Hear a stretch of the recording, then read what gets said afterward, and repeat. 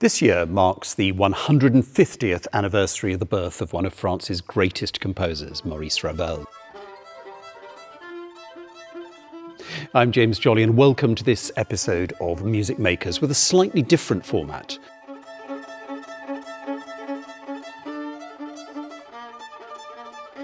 I'm joined by one of France's finest pianists, Bertrand Chamayou, who's here at the piano to take us on a tour of Ravel's unique and incredible works. Not only is Bertrand a much admired exponent of Ravel's piano music, which he's recorded to great acclaim for Erato, and which he's performing in many concerts this year, but he's also the artistic director of the Festival Ravel, which takes place each summer in Saint-Jean-de-Luz and Cibourg in the southwest of France, the birthplace of Ravel. Well, welcome. Now, this is a slightly different Music Makers conversation because we're going to talk specifically about Maurice Ravel, and you're a perfect victim for me today because not only do you play all of Ravel's piano music, but you have a direct connection, as it were, to Ravel. Well, two connections actually, but you are artistic director of the Festival Ravel, which is based in Saint-Jean-de-Luz and Cibourg, which of course is where Ravel's birthplace is. So to tell me, how did all that start for you? About this connection with the Pays Basque, I was born not so far, not in the Pays Basque. I was born in Toulouse, but for different reason, it was a place where I was going mainly in holidays when I was a kid. We have a family house there, so I felt very, very connected to this place. And in the same time, when I started to play the piano, I developed a very, very strong connection to the music of Ravel. I mean, other composers too, but Ravel was probably the most important composer in my youth. Can you remember what the work was that kind of got you into the music of Ravel? It's exactly the jeu d'eau. Okay. And I can't tell how. It was a very strange thing because normally you get in love with a piece of music when you hear it or when you listen to it. For some reason, I was mainly at that time, I didn't have so much knowledge because I was 8, basically. I didn't have so much knowledge about repertoire, so I knew I was very much into Beethoven's music and I had the scores of the sonatas. And a friend of mine, which was a little bit more advanced, he had a kind of a library. So I was at his house, I remember, and looking at the scores, and I saw the score of the jeu d'eau, and it's full of black notes, this kind of 16 triplets and it looks like fountains, and the drawing of the score already is magnificent, and I've never seen something like that. It was very poetic, and I was obsessed with what I've seen, and there was a kind of strange coincidence because I could not listen to the piece. Of course, I'm not that old, but still in the generation when we didn't have the mobile phone and internet, so it was not immediate access to the music. And in the same weeks, I listened to Vlado Perlemuter, which was a great French-Polish pianist, and he was studying with Ravel, and was one of the first one who played in the 20s the complete works of Maurice Ravel in 1 or 2 evenings. And Ravel was sitting in the audience at the time. And that day he played a few pieces. I don't remember, it was some Ravel, but some Fauré, some Chopin. And as an encore, he played the jeu d'eau. And that was the first time. So I have a kind of memory of it. It's vague, but still at that time as a kid, it made a very strong impact. And this piece became like my absolutely desire. I wanted to be able to play that, and I did kind of few years later, and when I was very young. From that moment, I was a little bit, as we call, like a monomaniac, so I had my kind of Ravel moment, and for months, years, I don't know, I wanted to listen to everything, to buying all the scores I could, asking my parents to buy me CDs and everything. And so the Vlado Perlemuter complete works and the concertos, and then the Daphnis and all the orchestral works, the operas and everything. Basically, I discovered everything when I was extremely young and started to play his music and learned all these piano pieces basically when I was a teenager. So it really accompanied me all the time. And about Saint-Jean-de-Luz... When did you realize that Ravel was born in the place you'd go on holiday? I knew that already when I was a kid because everybody knows that there.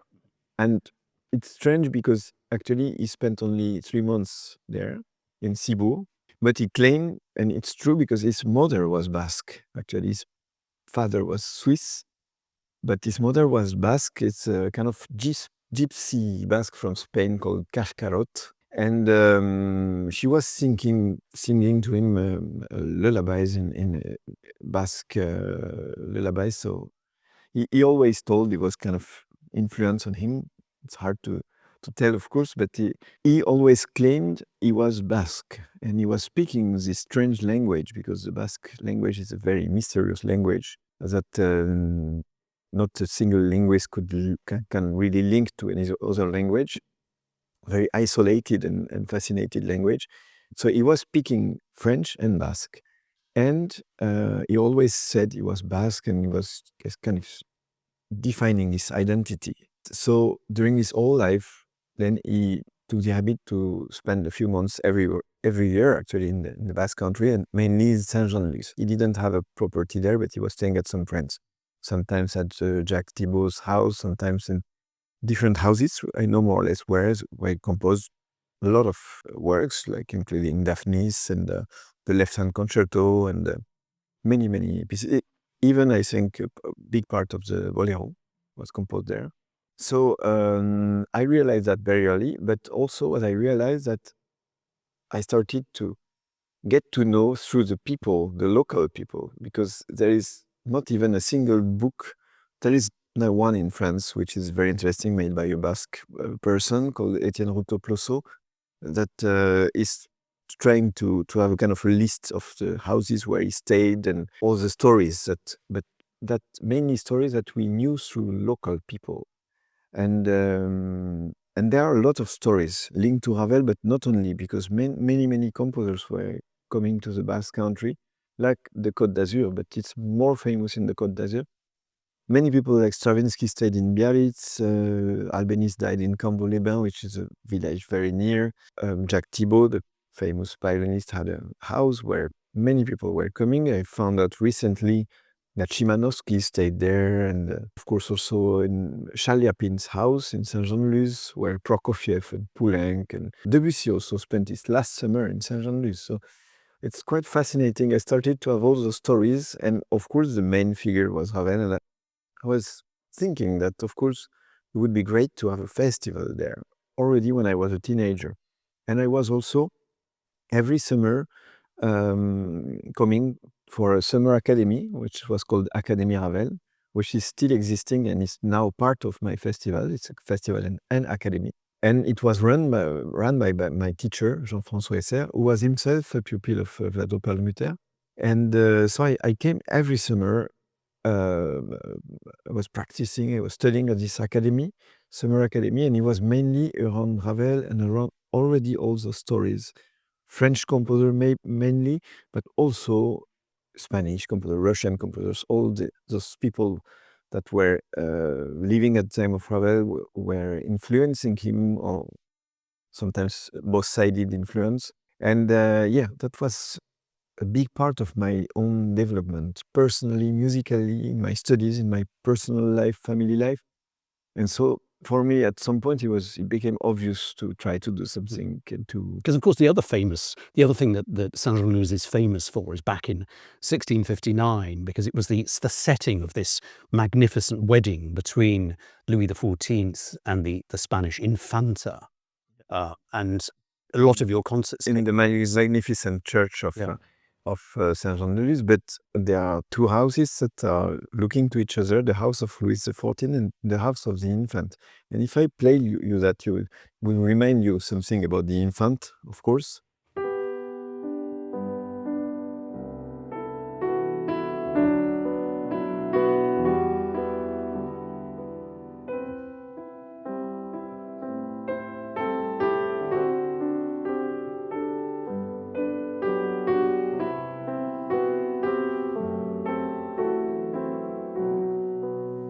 Etc.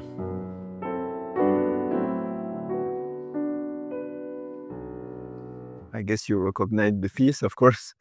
So it's the Pavan pour une enfant défunte. And I mean, a lot of people kind of, niggle away at, what on earth the piece is about. And actually, with a lot of Ravel's music, there's a kind of veil of mystery about it. We don't really know. When people asked him about the title, Pavan pour une infante défunte, he said in French, it's pour le plaisir de l'allitération. I don't know the translation. Alliteration, yeah. Alliteration. Sounds.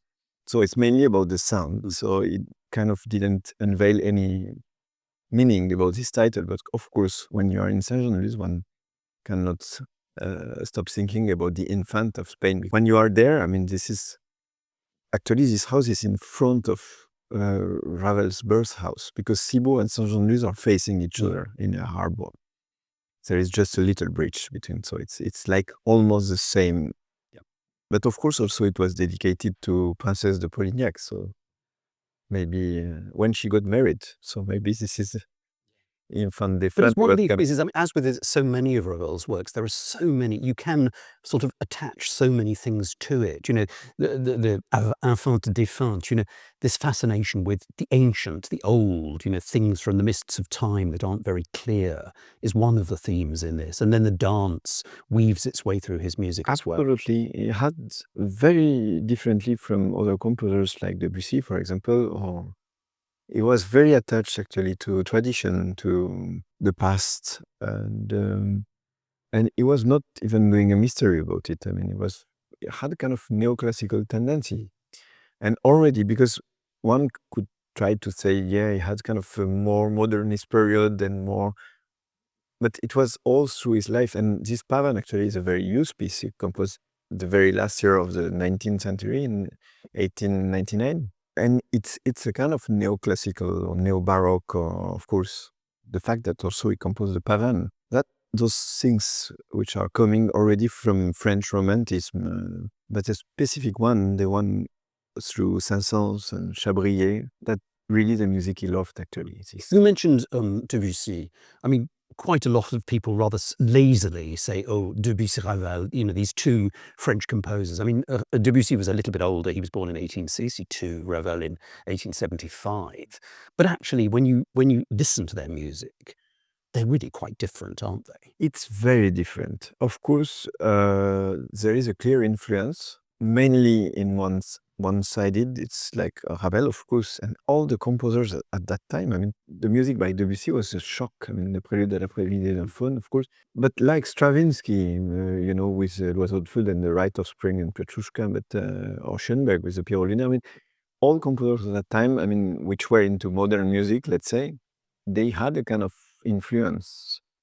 And for sure, I think the harmonies of Ravel, all these seventh or ninth chords, I mean, I think Debussy was the one who helped it to be free up. I mean, and of course, I think a lot of things in Ravel's music are coming from Debussy, but not only. But it's a very different character, and it's a very, very different way to put things together. And also, I think he has this really own style. And for me, they are completely, in a way, there are some connections, but they are completely opposite. And Debussy had also some influence from Ravel. It was more ideas that he stole. Because both composers were interested in kind of atmosphere, but they came at it from a slightly different way. I mean, there are certain works like Ondine, they both wrote Ondines. Yeah. And in a very different way. But I think they are also, they are coming from this, they're born in the same country at the same time, and in a way with a different, but the same surroundings, a little bit, same background. There are all those people which were at some point got obsessed with Wagner, especially Debussy, which were probably into those different things. Of course, this French tradition coming from one side, let's say Saint-Saëns and Chabrier and Massenet and Gounod, and the other side with all the school by César Franck, with Vincent Dandy, all those people.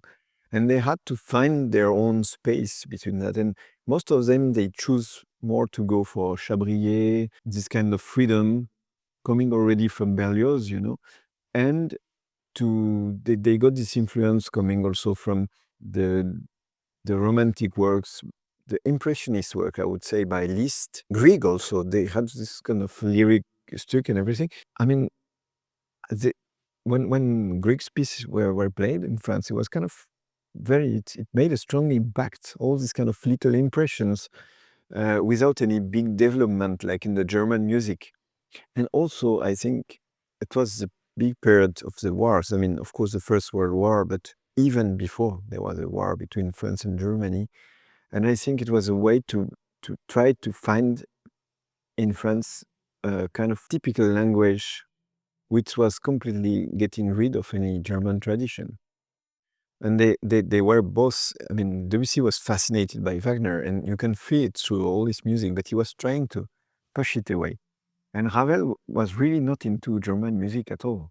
Ravel seems much more absorbent to all sorts of music. I mean, jazz, for example. Yeah. You know, that was obviously made a huge impression. Almost everything, but not so much German tradition. Of course, he knew when the tombeau de Couperin has a fugue and everything. So, but he was not so much into it. I mean, if he was into German music, he was into Schumann or Mendelssohn, into poetry, but not so much into this kind of formal thing. And also, I think it's also mainly because sometimes I believe that music has something to do with mother tongue. The French language also is very, in a way, very flat sounding, but with a lot of subtle things, very horizontal language. It doesn't have those accents, you know? And I think that was a way for them to try to find a new way and a new aesthetic, a new forms, and they search more into poetry, into Liszt music a lot, I think. And rather than tradition continuing after Beethoven and Brahms, and you know, because he seemed to favour the sort of the suite as a sort of form. If you use the term suite loosely, like you know, putting 3, 4, 5 little pieces together to form a kind of overall piece, rather than a sort of sonata in 4 movements or anything like that. I think that's what connects them a little bit. I mean, of course, Ravel loved in a way to have a kind of classical structure. So and sometimes it's very obvious when he, for example, the Tombeau de Couperin, it's a Baroque suite. I mean, it's kind of obviously neoclassical, but also when he takes something which is not Baroque, like la valse, or les valses nobles et sentimentales, which are kind of neoclassical way to treat, or neo-romantic, but it's in a kind of a suite de danse, you know. And yeah, he always did that, even in his more, let's say, impressionistic work like the Miroir, but there are always some things like the Alborada del Gracioso, which is a dance also, and putting some little impression and trying to reform a suite like that. Because, I mean, you mentioned La Valse. I mean, La Valse is a very sophisticated sort of meditation on the waltz, the Viennese waltz, but it says so much more. It's almost like he's commenting on the decay of a sort of era in that piece. It's sort of slowly falling apart. Yeah, like most of his pieces, actually. If you consider the left-hand concerto, the Bolero as well, all those pieces are ending with a kind of destruction. And it's something very strong, actually. And what you mentioned about the fact that one can feel always in his music this kind of end of an era. I mean, already the Pavan, for me, at the turning of the 19th century and the beginning of the 20th century, has released this very strange perfume. I mean, it sounds like a simple, charming piece, but there is some sadness in it for me. I mean, I really feel that it's like something like end of a chapter and we are opening a new one. It is interesting, isn't it? The way that, you know, the change of a century, the move from one century to the other, musically, whichever century you take, it's fascinating the way that music sort of, you know, if you look at Beethoven, you know, the fact that the Eroica is just into the new century. And it's almost like, bang, we're in a new century. I have to do something new, something kind of that absolutely looks forward. That's true. Even though it's happening probably now and hard to tell, we need some time to realize probably what is going on. Happen with centuries, happen like of course when after wars also, of course, in the sort of 50s. reset. Yeah, absolutely. But they were into that. But Ravel, kept kind of linked to the past, very strong. That makes the biggest difference with Debussy, who really exploded everything in a way, form and the way he was freeing up the harmonies, the melody also. I mean, all the notions, the important parameters in the music that he developed in a totally different way, which Ravel is not doing at all, and never in his music actually. He's sometimes taking some spirit of that, like the kind of harmonies you can find, but he stayed all the time in a kind of a formal development, which is even refuses to become too heavy and too, let's say, too German at the time. It's still very classical in a way. He's going through harmonies also, is very functional.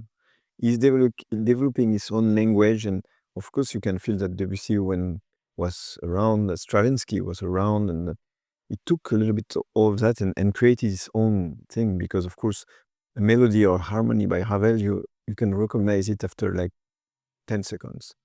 Also very funny is that, for example, in the conservatoire in Paris where I studied, which is close to here, we studied harmony in a way, so we have some composers which were references that we can in a way copy them. And of course we started with Haydn, Mozart, and then was Schumann, for example, Brahms, and Fauré. We studied a lot harmony by Fauré, and Ravel. Because Ravel is one of the last composers that you can clearly try to figure out how he puts the chords, but it's always in a very functional way that you can study and reproduce in a way. Is there a particular work that illustrates what you're talking about of Ravel? I think most of the works. I will say maybe one which is very obvious is the Valse Noble and Sentimentale, because it's the way which he got the most refined harmonies, I think. And so you can really study all the way he's making all the chords slides when you hear.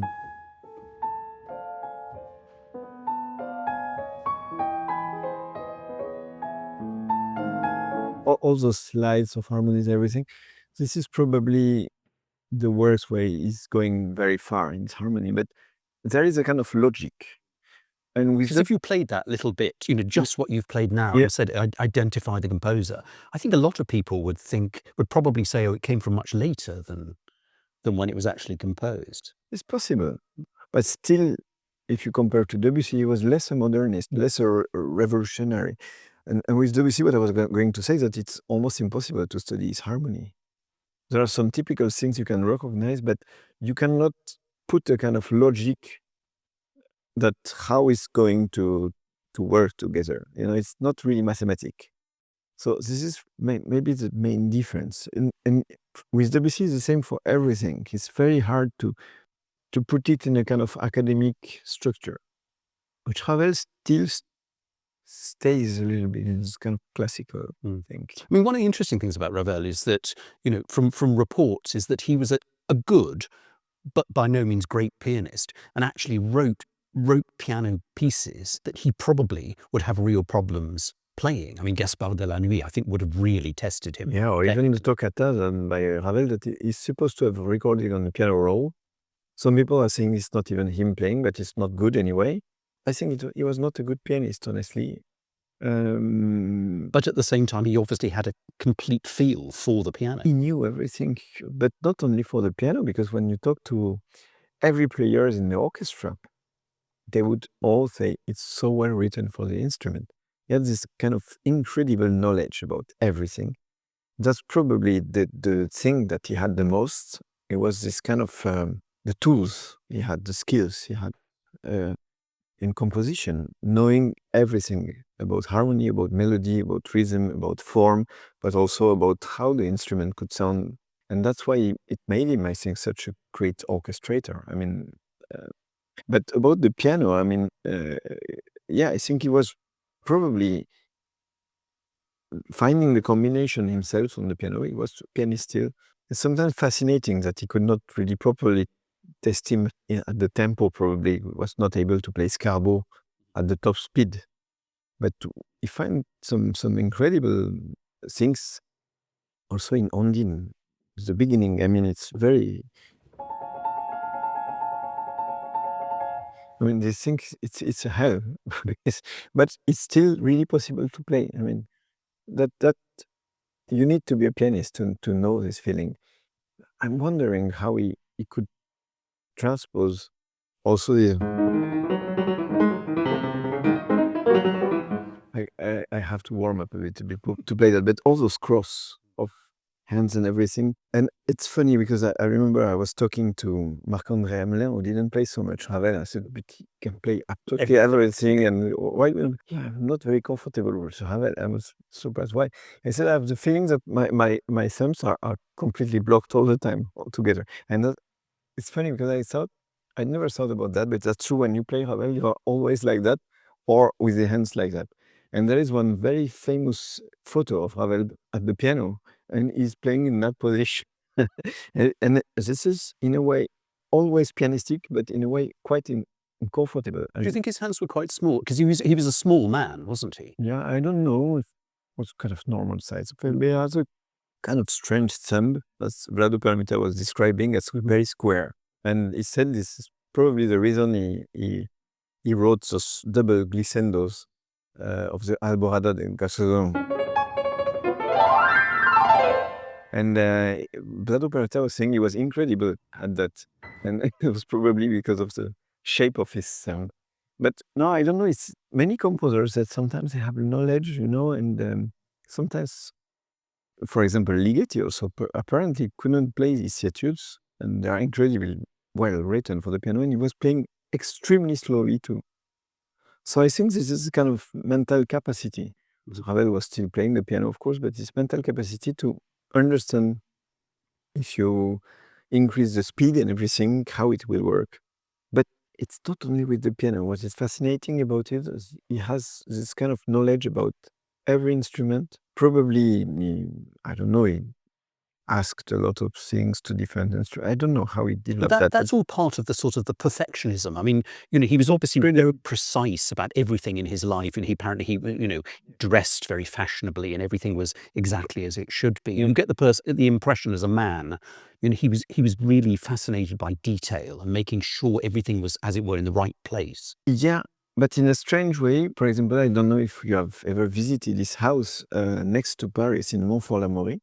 That's very interesting because you can go there and everything is in place actually, except the manuscripts, of course. But all is feeling that he was there like last week. I mean, it's really, really incredible. And indeed, there are a lot of little objects and things everywhere. And it looks like everything is really kind of maniac. But in the same time, it's very ironic. Because, for example, the objects are not very fancy objects. There are a lot of curiosity, and it's like a cabinet de curiosité, we say. There's a lot of little toys and things, funny things, but not of kind of great quality. And for example, he had a kind of little living room, which he was calling the Chinese salon, which has kind of Asian objects that we can even find in his works, like for example in L'Enfant et les Sortilèges, la tasse chinoise. And apparently his greatest pleasure was to welcome his friends, and they were all very ecstatic, about his collection of Asian antique objects and everything. And his greatest pleasure to let them being like very ecstatic and saying, "Oh, Mr. Ravel," and everything. And at the end to say, "But it's completely fake." Yeah. So he had a kind of fascination for this kind of fake things, and it's very funny because Debussy was calling him a little bit sometimes because so at some point their relationship got a little bit tensed and they got a little bit jealous. Especially Debussy got a little bit jealous about him. And he was calling him a fakir, like a kind of magician.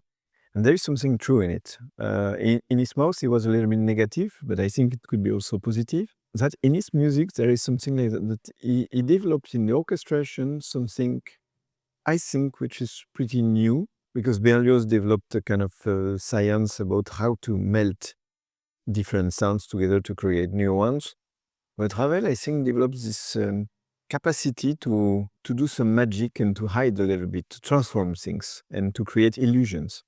Even when he orchestrates his own works, it's very interesting that he never goes to literally put the notes like where they are and to create effects, to recreate effects with the different capacities of every instrument. So sometimes he creates some illusions by, instead of placing one note all together, to sometimes some instruments are starting before others and, create some illusions. And it's kind of magical, like we call optical illusions. It's illusions for the ears. And he developed like really this science about writing that many composers nowadays are using after having studied the works by Ravel. And I think it tells something about his personality. Because he's unusual amongst composers in that so many of his piano pieces have orchestral equivalents. He went on and developed them as a separate piece. I mean, more than just about any other composer I can think of, there are orchestral versions of many of the piano pieces. Most of the pieces, actually. And sometimes he was writing them together. Like, for example, Laval's, he wrote together the orchestral version and the two piano versions.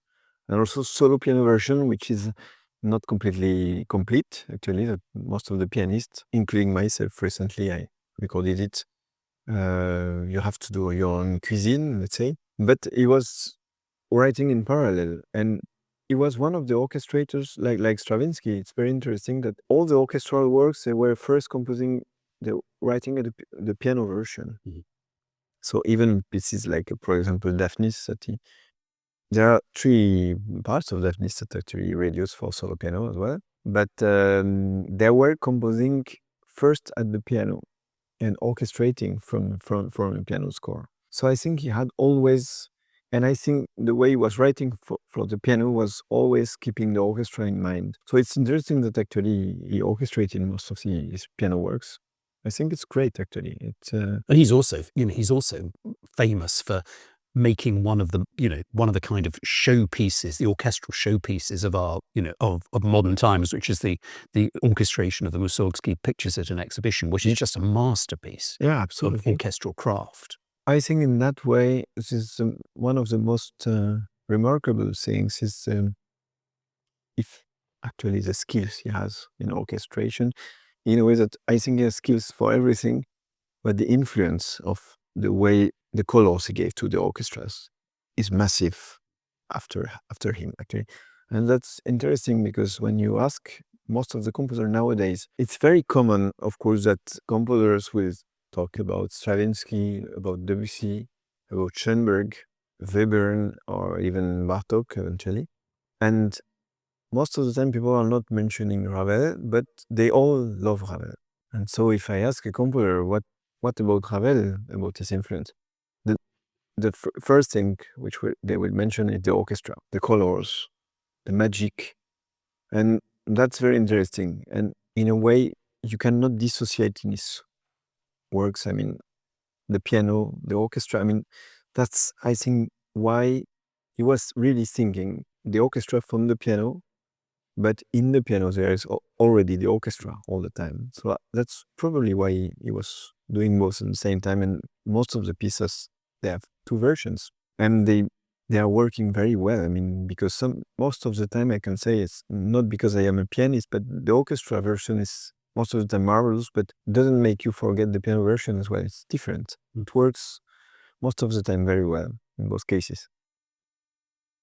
I think it would be fair to say that you are part of a sort of piano tradition. You mentioned that, you were a pupil of Esser, and he was a pupil of Perlmutter, who played for Ravel. So you've got a direct connection there. A lot of people sort of say, or mention to Ravel, say, how do we play your music? And he basically just said, well, play what I've written. In other words, you kind of try to be very loyal to the school. And generally it works, but every so often you get a pianist who can do something so kind of radically different. I mean, I'm thinking someone like Igor Pogorelich, who made a famous recording of Gaspard de la Nuit, which is very much out of that tradition.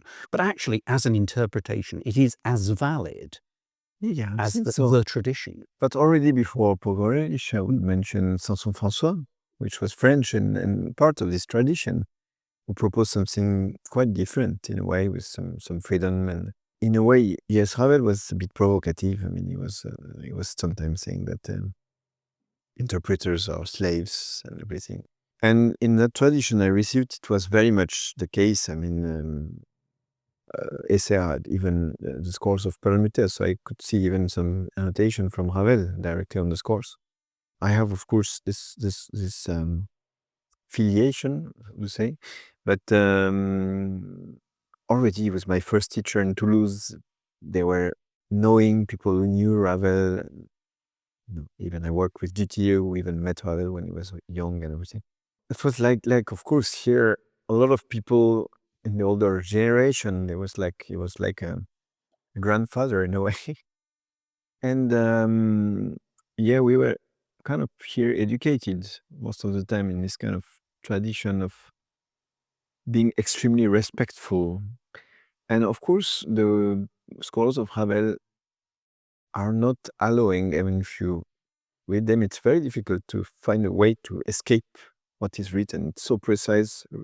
For me, it's difficult to say what is absolutely respecting the score. What does it mean? Because if you don't have the clear idea of how it should sound, of the character, I mean, just saying an accent by Ravel should sound like that, or a fortissimo by Ravel is not more than that, or for me, it doesn't mean anything.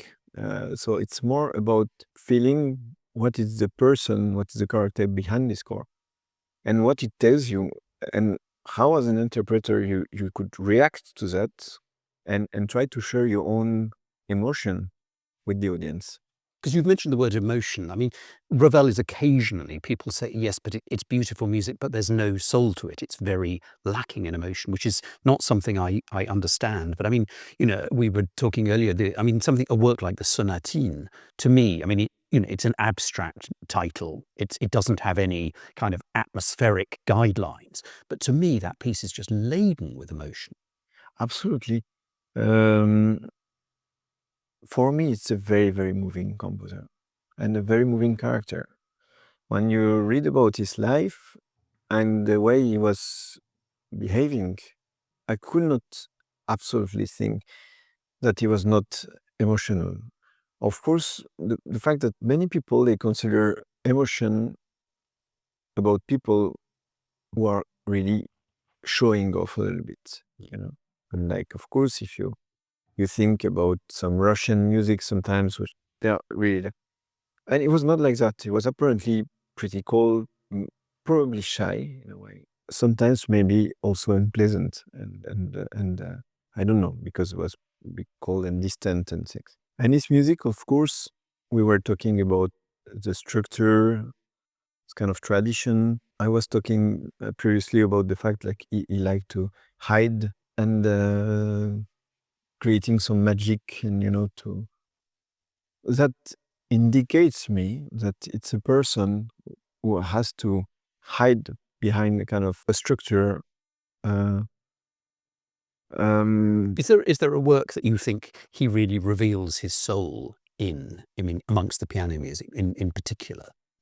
if I have to think about something, it's mainly the late pieces. And of course, the last pieces for piano he wrote was Le Tombeau de Couperin, and it's not a late piece. So I would more mention the concertos, and especially the left-hand concerto, which for me, it shows much more of himself in a very emotional way and pretty dark, actually. Also, because he was becoming sick, he knew that at the time he was losing his abilities. And I think there is something that at some point you can feel something about that he's on the edge a little bit. But for me, I always feel, I mean, every harmony is so moving. And it's just that, of course, he's not like those composers. Even Debussy is a bit more showing. But if you think about Janacek at the same time, more or less, I mean, a bit before, but this kind of extreme expressionist, like the music is embracing you. Ravel is not like that. if you think before him, but Ravel loved Saint-Saëns. Saint-Saëns is even much more like that. It's like almost not showing any emotion. There is some emotion in this music, but they are trying to hide behind like this kind of artisanat, what you call this kind of showing we are skilled and the craft, the craft. And he's of course one of the best craftsmen in music, of course.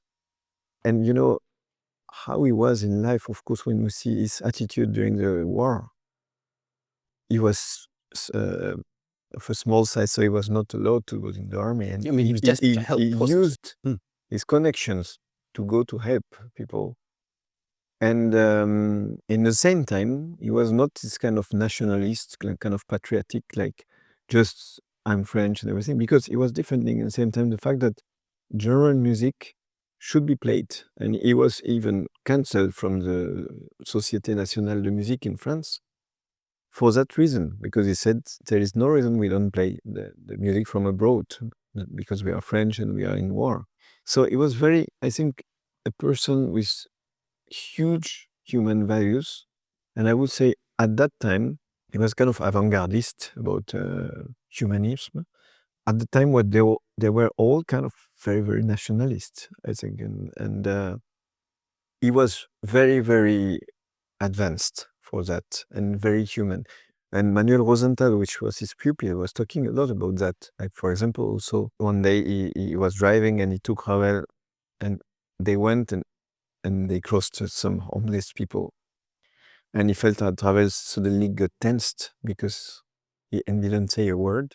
And he stopped and Ravel was relieved because he could get out of the car and give them money. I mean, I think actually he was hiding a very, very big heart, actually. You were talking right at the beginning of our conversation about how Je deux was your kind of way into Ravel. And there's that lovely story about somebody asked him how it should be played. And he said, like Liszt. And of course, Je deux is the work that has, you can almost trace its lineage back to Liszt's version, as it were, of Je deux à la Ville d'Este. No, it's very clear. If you think that the Lisztian work is really...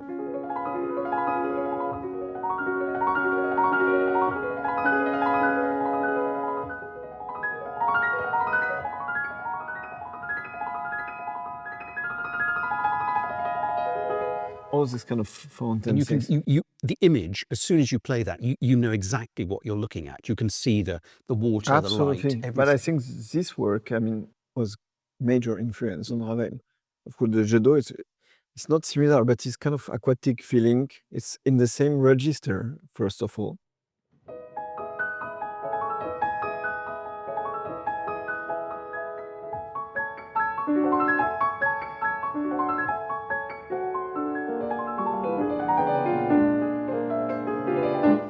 No, but it's all this kind of aquatic sound is really definitely coming from Liszt. That's funny for me that in Ravel's piano's music, there are really two tendencies, very clear. This music, which is coming from Liszt, I would say, clearly trying to be what we call mainly Impressionism. If you think also about Noctuelle from Neujahr, all this Hors de Barque sur l'Océan.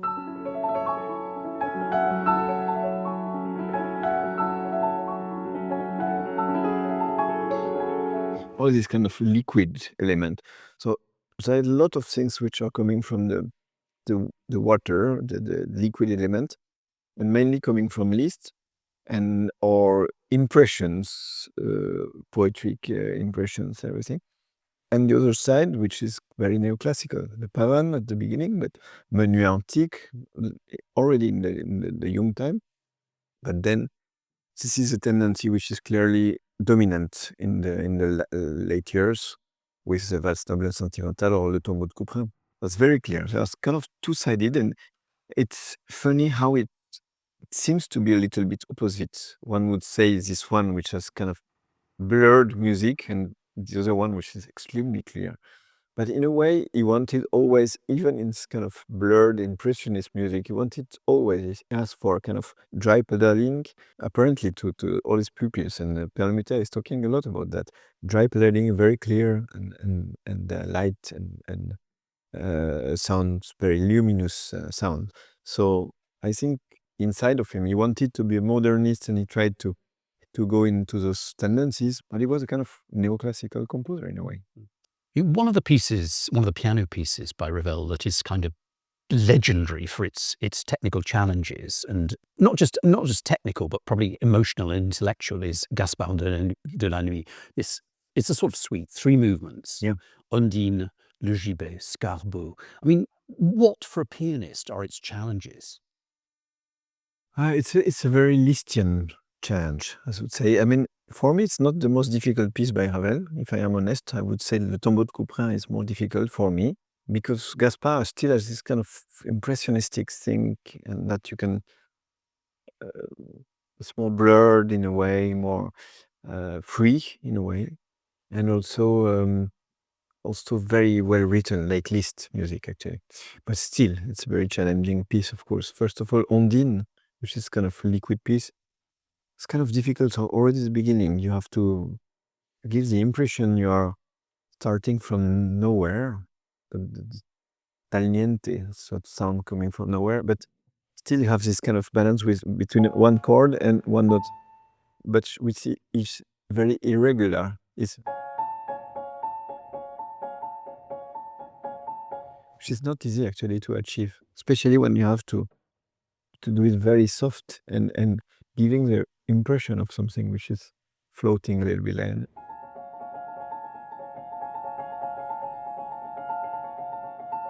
So this make kind of tension all over the piece, and you have to keep calm and to have this kind of voice and remain calm.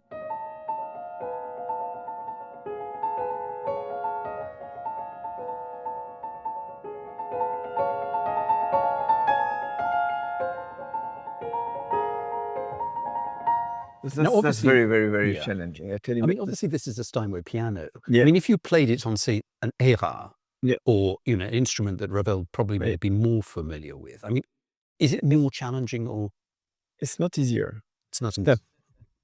I've played it actually on Ravel's piano where he composed it in for La Maury. Actually, this little Era, played on there. Well, it's exactly the same action because it was restored, so it's maybe a little bit different from what he had at the time. But it's not easier actually to bring out the melody and to have this kind of. But yeah, of course, it's very challenging. And the second piece is the slow one because it's like a sonata. I will talk maybe about the last one first. It's a kind of Mephistopheles, Scarbeau, which is actually a kind of homage or tribute to Islamé by Balakirev. And it's funny, there are even some little quote about Islamé, especially one part where it's very funny because in Islamé it's something like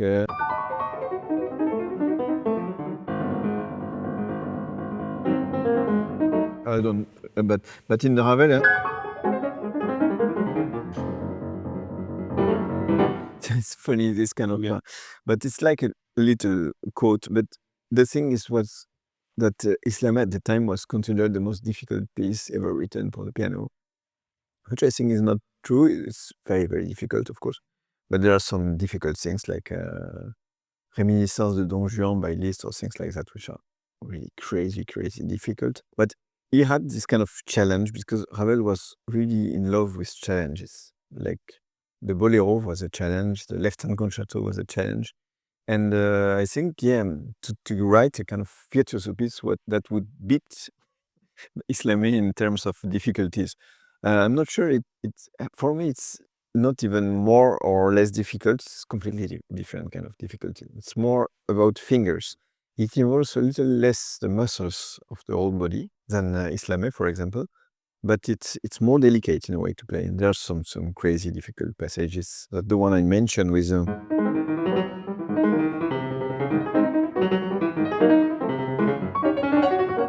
all those crossings and repeated notes and everything. But one difficult piece actually also is Le Gibet, the slow piece. Of course, it's in a way more easy to play the notes. But I think musically probably the most difficult to achieve. Because the piece is absolutely extraordinary. It's written on a B flat, which is a kind of a bell.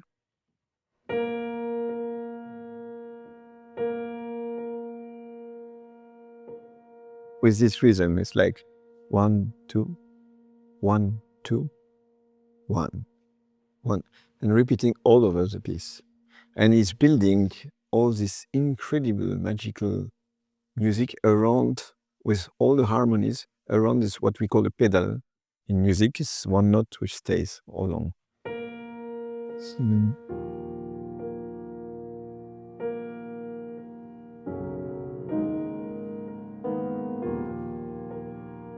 Etc. And then with and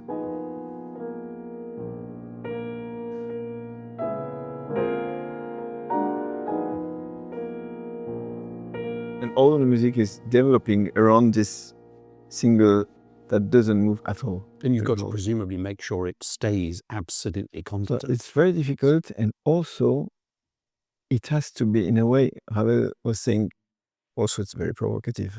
He said it has to be boring. And for me, it's a provocation, because it doesn't have to be boring, but it's for me exactly what we talk about. My vision of the character of Ravel and what he wanted to achieve is, of course, that something is really clearly written, and you don't have a lot of possibilities, and what is happening is really between the lines. And that was talking about mother tongue and also the French language, which is sometimes very horizontal. It's like sometimes a landscape which is not moving, and you have just the clouds are making different lights, and you have to find all those subtle things about color. So this kind of feeling of something totally immobile, that is not moving at all, and we just creating just small shapes, small colors around it, but without doing extra effects. So it's close to boring, but then you create kind of hypnotic fascination. That's what is very difficult to achieve. So it's a very difficult cycle, of course, but it's probably one of the masterpieces which in the piano literature, which are like pillars of piano literature, clearly one of the greatest masterpieces of the 20th century, and one of those musics that have changed the history of music in a way. You're devoting a number of concerts this year to the complete works, piano works of Ravel. Do you perform them chronologically? No. How do you decide on the order? I'm trying to change, actually. For me, the most interesting is to give the idea of a kind of diversity, and also that the connection between the pieces in the order works very well. So it's funny, because I played the complete works 10 years ago, last time, in concert, and I did a completely different order. And I did it in 3 different parts around, let's say, the 3 major cycle. First half was around the miroir, second half around Gaspard, and the third half around the tombeau de Couperin. But now I decided to do only 2 halves, and so a bit longer, 1 hour and 1 hour, and I completely changed the order, also for me to get kind of a fresher idea. And of course, sometimes the context and the order creates a little bit a new impulse, a new feeling, but it's a little bit intuitive in that case. If you put everything in the chronological order for an evening, I mean, it creates some disbalance sometimes. It doesn't work so well. It does illustrate the fact that he was always looking forward. He had this absolute horror of repeating himself. Yeah. So if you did play them in order, you would actually realize that he never looked back. He kind of kept going. Absolutely. But in the same time, what is interesting, that his language didn't evolve so much. I mean, it has a lot of diversity. The pieces are very different. But from the beginning, I mean, you cannot say it's more modern or more conservative, let's say, or something. And all the different, I told you, more impressionist or more neoclassical, they are all the time there already with the very first piece. You cannot say there is the first period, the second period. I mean, it's kind of a continuum, very diverse, but you can already feel that in the used pieces, everything is already there until the end. So this is very fascinating. Very few composers are like that. I mean, when you do a journey like that with a complete works, things normally you can feel a kind of something that is evolving, like with Debussy, it's very clear, for example. And Debussy became much more modern at the end. Some composers are doing the opposite. They are beginning, at some point, they were very in a kind of modernist or revolutionary feeling when they were young and coming back to. But with Ravel, it's like kind of, you have kind of pictures, and if you turn in different ways, and sometimes it would be hard even, I think, if you didn't know to tell which pieces are young pieces or used pieces or pieces from a more mature period. So it's very interesting, I think, that it's very dense, very small, only 2 hours, and saying so much. And it has something we would say in French intemporel. I think it's of course you can say it's, let's say, more or less beginning of the 20th century, but you don't feel this kind of that it's affected by the time already also still nowadays. I mean, it's a music that really grows through time, very like all the great masterpieces. It's quite interesting that he stopped composing piano music quite a long time before his death. I mean, it was almost as if he had said everything he wanted to say, or maybe Le Tombeau de Couperin is a perfect close. Yeah. To About the solo works, yeah, but then he wrote the two piano concertos, of course. And I think he had a lot of projects that I think also it's not only that he decided, it's maybe, as you said, in the Tombeau de Couperin, it's also a perfect close, but probably I think he wanted to achieve something else, and it's also because of different projects he had in the 20s. He wrote some melodies involving the piano, he wrote some chamber music with the piano, and then the concertos were at the beginning of the 30s. It's very late works. I think he didn't decide properly, but just kind of happened like that. And he was trying to write hardly some piano pieces, and especially a fantasy on Basque themes for piano and orchestra. He never achieved, and that finally used in the first movement of the G major concerto. So I think he was trying, but for some reason he succeeded. And he was very difficult with himself. When he was not 100% happy, he was throwing everything in the fireplace. So probably a lot of piano music has disappeared like that. Do you have a particular favorite piece of Ravel that doesn't involve the piano? I mean, if I said to you, I can organize a concert for you, you will sit in the audience. What would you like to hear by Ravel? Yes, it's difficult to pick one. I love Daphne Chloe a lot, which doesn't involve the piano, of course, but in the melodies also there are a lot of things that I love. I would say I love the Poème de Mallarmé a lot, and also Chanson Madécas, I think, which is brilliant. But honestly, I love all his music. It's one of those composers of, maybe because he threw everything into fireplace, he kept only masterpieces. It's like one masterpiece after another. And even sometimes when you find a little melody which is a little bit unknown, it's always a kind of a gem. I mean, it's like 95% of his work. Maybe here and there you can find some used pieces and things that he didn't through with like fugues for the Prix de Rome, or things which were not meant to be played. I mean, it was things that documents we have, but all the works that he published and everything are just absolutely marvelous and perfect. So for me, it's very difficult to pick one favorite piece. And by an extraordinary coincidence, you're about to leave us to hop on a train to England to go and play the Ravel G Major concerto. Yeah, absolutely. Which must be a thrill every time. Every time, and it's funny because that's the piece that probably I've played the most with orchestra, and that's very true that I could play it now without even practicing. Yeah, I'm very not stressed about it, but every time I have to play it and to go on stage, it stressed me up.